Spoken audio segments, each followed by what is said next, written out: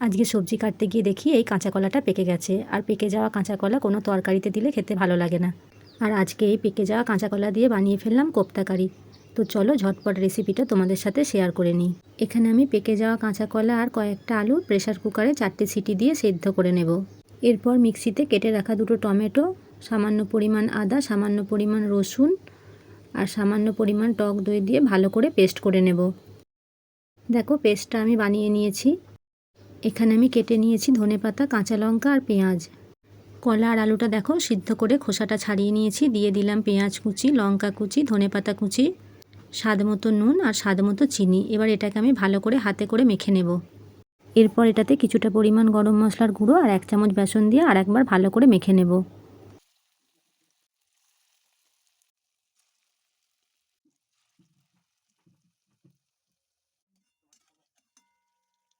সব কোপ্তাগুলোকে এইভাবেই ভেজে আমি তুলে নেব।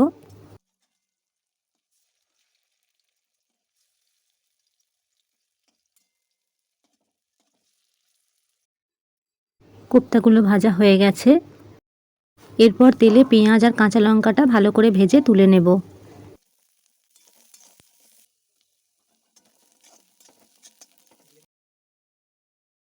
পেঁয়াজ আর লঙ্কাটা ভেজে তুলে রাখলাম। এবার আমি তেলেতে দেব ছোটো এলাচ, সামান্য দারচিনি আর সামান্য পরিমাণ গোটা জিরে। এরপর দিয়ে দেব পেস্ট করে রাখা মশলাটা।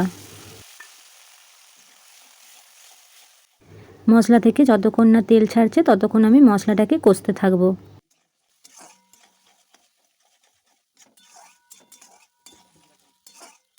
এবার আমি এটাতে দেব সামান্য পরিমাণ কাসুরি মেথি।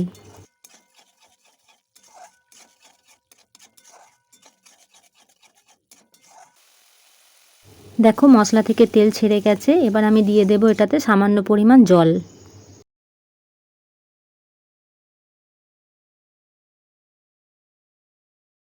এরপর দিয়ে দেব স্বাদ মতো নুন আর স্বাদ মতো চিনি।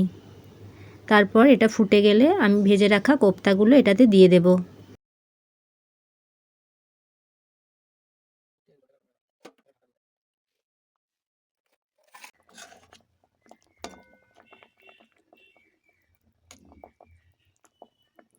কোপ্তাগুলো দেওয়ার পর এটাকে কিছুক্ষণ ফুটিয়ে নেব।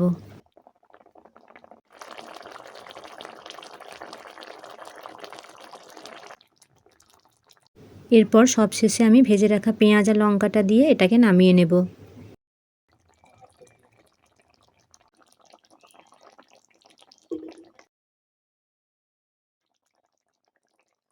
তো বন্ধুরা, পেকে যাওয়া কাঁচা কলার কোপ্তা কারি এই রেসিপিটা তোমাদের সকলের কেমন লাগলো অবশ্যই কমেন্ট করে জানিও।